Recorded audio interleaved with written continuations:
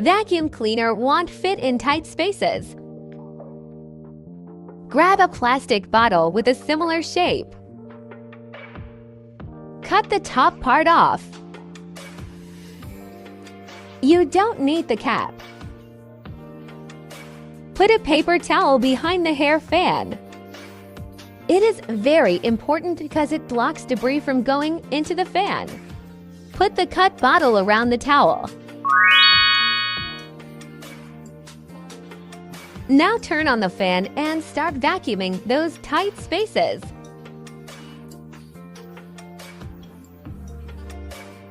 As you can see, it is very good at collecting dirt and debris. And just fold the towel and you can discard it.